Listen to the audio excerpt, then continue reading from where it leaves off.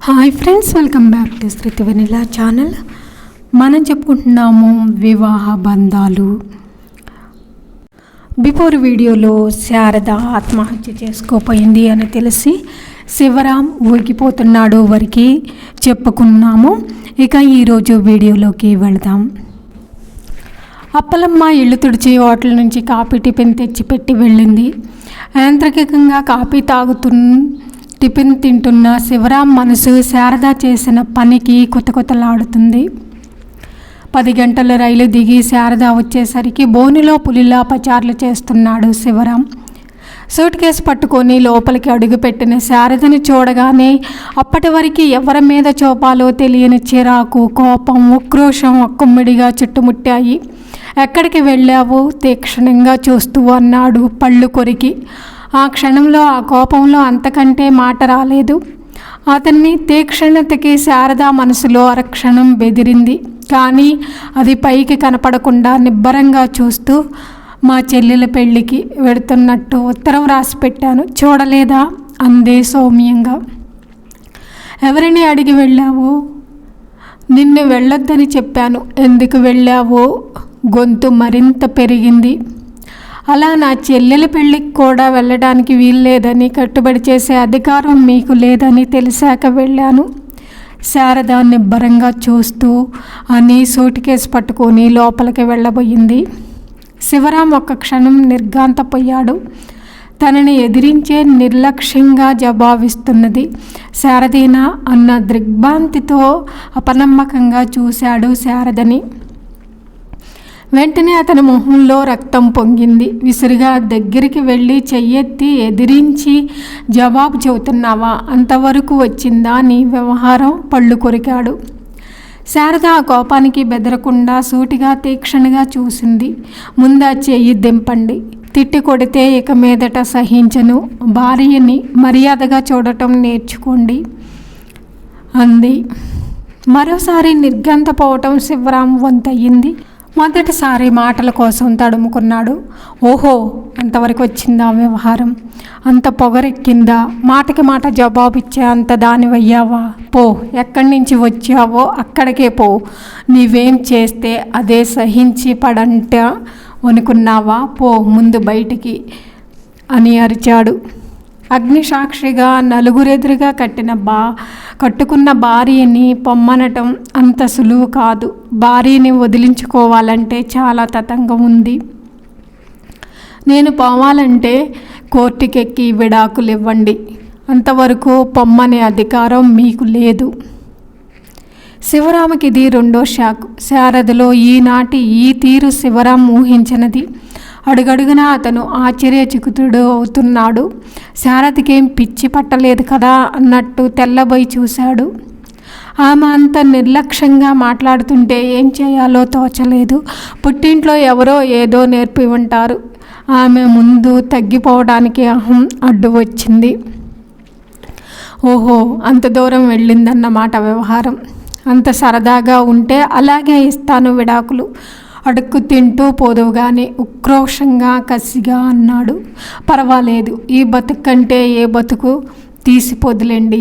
మీ ఇంట్లో చేసే వంట మరెవ్వరూ ఇంట్లోనన్నా చేసి ఆ మాత్రం తిండి సంపాదించుకోగలను. ఎందుకంటే ఆత్మగౌరవంతో బతకగలను.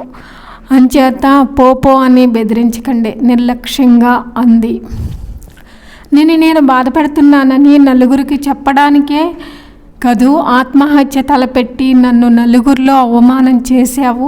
పైగా ఎదిరించి నేను చేసింది తప్పు అనటం పోయి నీ ఇష్టం వచ్చినట్లు ప్రవర్తిస్తే సహిస్తాననుకున్నావా అరిచాడు. ఎదురైన ఈ స్థితి అతను ఊహించనిది అవటం వల్ల మనిషి వణికిపోతున్నాడు. ఆవేశంతో ఒళ్ళంతా చెమటలు పట్టింది. అవును, ఆత్మహత్య తలపెట్టడం పొరపాటే, తప్పే. మీలాంటి వారికి భయపడి నిండు 100 ఏళ్ల జీవితాన్ని ముగించాలనుకోవటం నా తప్పే. నేను చస్తే రేపటికి 2 అనుకొని 3వ రోజు మళ్ళీ పెళ్ళికి తయారయ్యే మీలాంటి వారికి జడిసి నా బతుకు పరిసమాప్తి చేసుకోవాలనుకోవటం అవివేకమే. నలుగురికి తెలియటం మంచిదేలేండి. రేపొద్దున్నే ఏం జరిగినా నేరం నా మీద ఉండదు. శారద నిర్లక్ష్యంగా అంది. శివరాం కోపం ఆకరమెట్టి చేరింది. పో, ముందే బయటికి గుమ్మం వైపు వేలు చూపాడు. ఎందుకలా అరుస్తారు? ఇందాకే చెప్పాను, కోర్టులో విడాకులు పుచ్చుకునే వరకు మీ భార్యనే, అంతవరకు పొమ్మనే హక్కు మీకు లేదు. శారద లోపలికి వెళ్ళబోయింది. శివరాం ముందు కురికి చెయ్యి వెనక్కి లాగి చంప చెళ్ళు మనిపించాడు. వెళ్ళవు, ఎలా వెళ్ళవో చూస్తాను. క్షమాపణ చెప్పు, తప్పైందని. కాళ్ళు పట్టుకో, లేదంటే వెళ్ళు. ఈ రెండిట్లో ఏం చేస్తావో చెయ్యి. నిప్పులు కురిపించాడు కళ్ళల్లో. శారద చెంప పట్టుకొని క్రోధావమానాలతో ఎగిసిపడుతున్న గుండెలతో తీక్షణంగా చూసింది.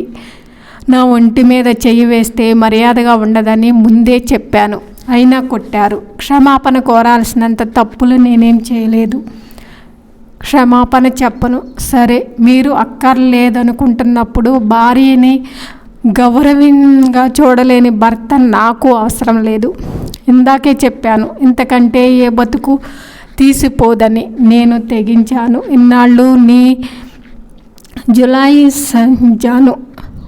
నా ఓర్మికి అద్దు దాటింది. నేను వెడుతున్నాను. Good bye. శారద స్థిరంగా చెప్పదలిచింది చెప్పి సూట్ కేసు పట్టుకొని గుమ్మం వైపు అడుగులు వేసింది. పొమ్మనగానే బెదిరి కాళ్ళు పట్టుకుంటుందని, తప్పయిందని ప్రాధాయపడుతుందని ఆశించిన శివరాంకి శారద నిజంగా వెళ్ళిపోతుంటే కర్తవ్యమికుడులా నివ్వెరపోయి చూశాడు. అతని శరీరం భయంతోనో ఆవేశంతోనో వణకసాగింది. సుత్తులతో కొట్టినట్టు తల బద్దలవుతుంది. ఒళ్ళు వేడెక్కిపోయింది. నిలబడటానికి శక్తి లేనట్టు పక్క మీద వాలిపోయాడు. శారద విజయ్ దగ్గరికి వెళ్ళి జరిగిందంతా చెప్పింది. సరే, మొదటి స్టెప్గా మన ప్రయత్నం మనం చేద్దాం. అతని ఆఫీసర్ని కలిసి మాట్లాడదాం అంది విజయ. విజయ శారదని ఆశ్చర్యంగా చూశాడు. అధికారి విజయ తనని తాను పరిచయం చేసుకొని శారదని పరిచయం చేసింది. అతను మర్యాదగా లేచి నమస్కరించింది. Yes madam, what can I do for you అన్నాడు నమ్రతగా. మీతో ఏమో గురించిన కొన్ని పర్సనల్ మ్యాటర్స్ మాట్లాడాలని వచ్చాను అంది. ఆయన అర్థం కానట్లు ఆశ్చర్యంగా చూశాడు. విజయ విశదంగా శారద గురించి, శివరాం గురించి, ముందు నుంచి దాంపత్యంలో కలతలు, కట్న కానుకల లోపానికి భార్యని మాటలతో శివరాం ఎలా హింసించింది, చెయ్యి చేసుకోవటం, ఆఖరికి పుట్టింటికైనా పంపని అతను అనుమానశత్వం, విరక్తిలో శారద ఆత్మహత్య ప్రయత్నం, తన వైద్యం చేయటం అన్నీ వివరంగా చెప్పింది. రియల్లీ ఆశ్చర్యంగా అన్నాడు అధికారి. ఈ రోజుల్లో కూడా భార్యని ఇలా హింసించేవారున్నారంటే మా మగవాళ్ళ సిగ్గుపడవలసిన విషయమే. శివరాం లాంటి విద్యార్థకుడు కూడా ఇలా ప్రవర్తించడం నిజంగా అనుమానుష్యమే. అయితే ఇంతకీ డాక్టర్ నన్నేం చేయమంటారు? ఇది అతని పర్సనల్ మ్యాటర్ కదా అన్నాడు. అవును, ఇది అతని సొంత విషయమే, కానీ అతను మీ కింద పనిచేస్తున్నాడు. అతను కండక్ట్, మోరల్స్, ప్రిన్సిపల్స్ వీటితో మీకేం పని లేదా? రూల్స్, రెగ్యులేషన్స్ ఒప్పుకోవడానికి, మానటానికి మీది గవర్నమెంట్ సర్వీస్ కాదు, మీది ప్రైవేటు పరమే. మీ ఇష్టాలతో ఒక ఉద్యోగిని ఉంచగలరు, తీసేయగలరు. 3 నెలల జీతంతో లేక 3 నెలల నోటీస్తో అతన్ని కాస్త నయాన బెదిరించి లొంగదీసుకోలేరా? ఉద్యోగం పోతుందంటే ఎలాంటి వారి కన్నా భయం ఉంటుంది కదా. విజయ ఆశగా చూస్తూ అడిగింది. ఆఫీసర్ ఆలోచనలో పడ్డాడు. కానీ ఉద్యోగం కాకపోతే మరొకటి చూసుకుంటాడు, దీంతో కాపురం చక్కబడుతుందనేముంది అన్నాడు సందేహంగా. ఈ రోజుల్లో ఒక ఉద్యోగం లేకపోతే మరొకటి అంత సులువుగా దొరికే రోజులా? దొరికినా ఎంత ప్రయత్నం చేయాలి, ఎన్నాళ్ళు పడుతుందో ఈ భయం అతనికి ఉండదా? ఇంతకీ నిజంగా ఉద్యోగం తీయవద్దు, కాస్త బెదిరించి చూడండి. ఓ స్త్రీ కాపురం నిలబడటానికి మీ చేతనయ్యింది మీరు చేస్తే మీ మేలు మర్చిపోలేం సార్ అంది. కరెక్టే, చూస్తాను. Let me see what I can do for you. నిజంగా ఇది చాలా విచారించదగిన విషయం. నా చేతనైన సాయం చేస్తాను. తల పరికించాడు. Thanks sir. మీరు ఈ మాత్రం భరోసా ఇస్తే చాలు. అతని దారికి వస్తాడన్న నా నమ్మకం. విజయ సంతృప్తిగా ఉంది.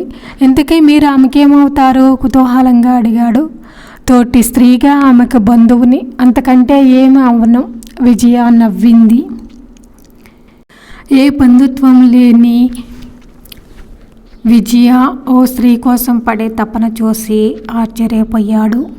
చూడమ్మా, తప్పకుండా నా చేతనైనంత సహాయం చేస్తాను. నయానో భయానో లొంగ తీసుకోవడానికి ప్రయత్నిస్తాను. మీ ఫోన్ నెంబర్ ఉంటే ఇవ్వండి, ఏం జరిగింది తెలియచేస్తాను అన్నాడు ఆఫీసరు.